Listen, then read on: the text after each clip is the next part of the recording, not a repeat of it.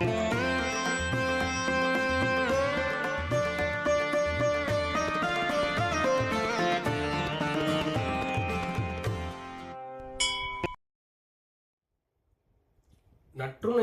நமச்சிவாயவே. பெரிய புராணத்துல நாயன்மார்கள் வரலாறு பார்த்துட்டு இருக்கோம்.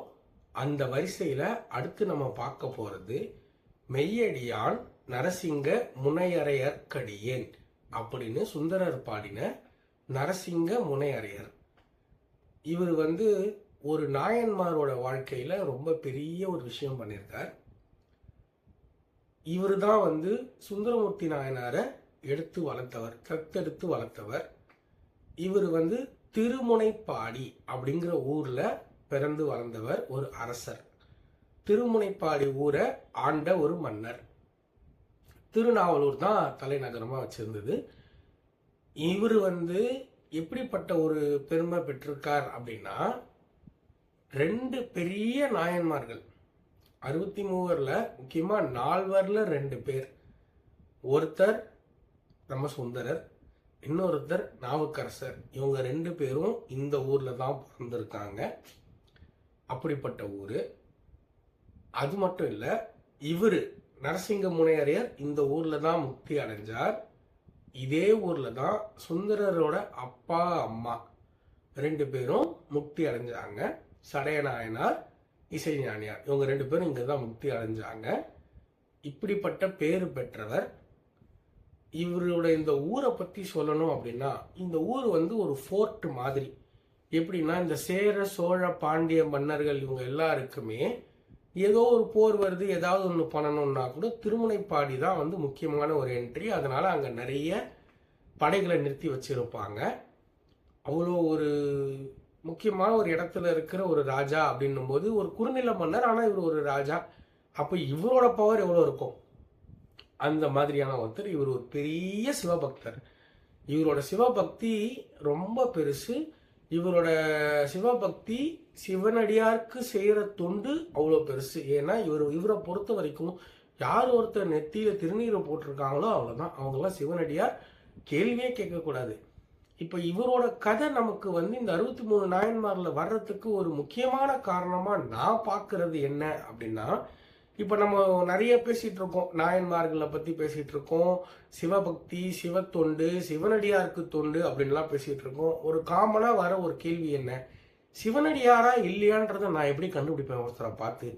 இப்ப நான் யாருக்கோ ஒருத்தருக்கு ஒரு நல்லது செய்யணும்னு நினைக்கிறேன், ஒரு உதவி செய்யறேன், ஒரு தொண்டு செய்யறேன், அவரு சிவனடியாரா இல்லை, சும்மா வேஷம் போட்டிருக்காரு, விபூதி வச்சிருக்காருன்ற ஒரு காரணத்துக்காகவே அவருக்கு நான் செஞ்சிட முடியுமா? யாரு சிவனடியார், எப்படி நான் கண்டுபிடிப்பேன் அப்படின்ற ஒரு கொஸ்டின் நமக்குலாம் வரும். அப்படி ஆராயக்கூடாது. திருநீறு அணிந்தாலே சிவனடியார் தான், நீங்க கண்ணை முடிக்கிட்டு அவங்களுக்கு தொண்டு செய்யணும் அப்படிங்கிற ஒரு மெசேஜ் இவரோட வாழ்க்கையில இருக்கு. அதுக்காகவே இதை ஒரு 63 பேர்ல இவரையும் ஒருத்தரா சேர்த்திருக்காங்களோ என்னமோ. இவரோட ஸ்டோரி மெயினா, இப்படிப்பட்ட ஆட்சி புரிஞ்சிட்டு வர ஒரு மன்னர். இவர் இன்னைக்கு முக்கியமா இன்னைக்கு இந்த ஸ்டோரிய சொல்றதுல எனக்கு ரொம்ப சந்தோஷம். ஏன்னா இன்னைக்கு திருவாதிரை, ஜனவரி 3, 2026. இவருக்கும் திருவாதிரைக்கும் ஒரு சம்பந்தம் உண்டு. ஏன்னா இவர் ஒரு வருஷமும் அந்த ஆருத்ரா அன்னைக்கு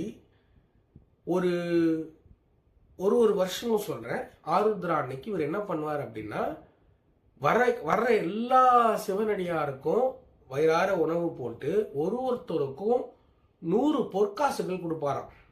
எத்தனை பேர் வந்தாலும் அத்தனை பேருக்கும் 100 பொற்காசுகள் கொடுப்பாராம். வருஷா வருஷம் இவர் ஒரு திருவாதிரைக்கும் இதை பண்ணிட்டு வர்றார். இப்ப இன்னைக்கு திருவாதிரைன்றதுனால இவரை பத்தி சொல்றதுல ஒரு சந்தோஷம். இவரோட இந்த திருவாதிரையில ஒரு நிகழ்ச்சி நடந்திருக்கு, இதை முக்கியமா சொல்லியிருக்காங்க. அதுதான் ஆக்சுவல் மெசேஜ். என்ன அப்படின்னா, ஒரு திருவாதிரை அன்னைக்கு இவர் இந்த மாதிரி சிவனடியார்களுக்கெல்லாம் அன்னம் கொடுத்து பொற்காசு கொடுக்குறாருன்னு தெரிஞ்சு நிறைய பேர் வந்திருக்காங்க. அப்போ ஒருத்தர் வந்திருக்கார், நெத்தியில பட்டை போட்டிருக்கார், பார்க்கவே கொஞ்சம் ஒரு மாதிரியா இருக்கார், நிறைய தப்புலாம் செஞ்சவர், நிறைய கெட்ட பாதையில போனவர்னு வச்சுக்கோங்க, அந்த மாதிரி எல்லாம் பண்ணவர். ஆளை பார்க்கவே கொஞ்சம் அருவருப்பா இருக்குன்னு அந்த கியூல நிக்கிறவங்க எல்லாம் கொஞ்சம் ஒதுங்கி போறாங்க. இவர் இங்க தூரத்துல இருந்து அதை பார்த்துட்டு இருக்கார். கீழே இறங்கி வந்து அவர் ஆற தழுவி கட்டி பிடிச்சி அவரை கூப்பிட்டு உபசரிச்சு அவருக்கு டபுள் மடங்கு 200 பொற்காசா கொடுத்து சந்தோஷமா அனுப்பி வைக்கிறார். எல்லாரும் கேட்கும்போது இவர் என்ன சொல்றாரு அப்படின்னா, அப்படி இல்லை, நெத்தியில பட்டை போட்டாச்சு. அவர் மனசுல அவர் கெட்டவரா இருக்கலாம், நெத்தியில பட்டை போட்டாச்சு, சிவனடியாரா வந்து நின்றுட்டார். அப்படி இருக்கும்போது அவர் உண்மையிலேயே தப்பானவரா இருந்தாலும் எப்போ திருநீர் அணிஞ்சாரோ அப்பவே அவர் நல்லவர் ஆயிட்டார், அதனால அதை பார்க்க கூடாது அப்படிங்கிறார். இப்படிப்பட்ட ஒரு ஆருத்ரா நாளன்னைக்கு இவர் இப்படி ஒரு சிவனடியாருக்கு போடும்போது ஏதோ ஒரு வயசான சிவனடியாருக்கு இப்படி பொற்காசு கொடுக்கும்போது அந்த சிவனடியார் இவர் கையை பிடிச்சிக்கிட்டு மாயமாயிட்டாராம். அப்படின்னா என்ன அர்த்தம்னா, சிவனே வந்து இவருக்கு இப்படிதான் முக்தி கொடுத்துருக்கார். இவரோட முக்தியும் திருநாவலூரில் தான் நடந்திருக்கு. இது இவரோட ஸ்டோரி. இதுல முக்கியமான ஒரு அம்சம் என்ன அப்படின்னா, இவர் ஒரு நாள் சும்மா அப்படி வீதி உலா போகும்போது ஒரு குட்டி தேர் ஒன்றை கையில பிடிச்சிக்கிட்டு ஒரு குழந்தை பார்க்க ரொம்ப அழகா இருந்துச்சான். அந்த குழந்தை வந்து என்ன பண்ணுச்சான், தேரை பிடிச்சிக்கிட்டு விளையாடிட்டே போச்சான், குட்டி தேரை இழுத்துக்கிட்டே போச்சான். அது வேற யாரும் இல்லை, நம்ம சுந்தரர். சுந்தரரை இவர் இப்படி பண்றார் அப்படின்றத பார்த்த உடனே என்ன பண்றாருன்னா, சடை நாயனார் அவரோட ஃப்ரெண்டு தான், அவர்கிட்ட போயிட்டு இவர் பேசி நான் எடுத்து வளர்த்துக்கிறேன் அப்படின்னு சொல்லி ஒரு அந்தனருக்கு அரச மரியாதை கிடைக்கிற சினாரியோ இவரால் தான் நடந்துச்சு. சுந்தரரை எடுத்து வளர்த்ததுக்காகவே இவருக்கு வந்து ஒரு பெரிய பாக்கியம், இவர் ஒரு முக்தி அடைஞ்சாருன்னு சொன்னாலும் உண்மைதான். இப்படி ஒரு விஷயம் நடந்திருக்கு இவர் வாழ்க்கையில.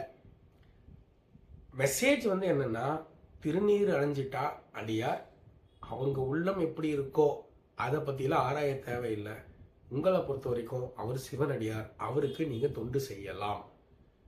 இவர் தான் நம்ம நரசிங்க முனையரையர். இன்னொரு நாயன்மாரை பற்றி இன்னொரு வீடியோவில் பார்க்கலாம்.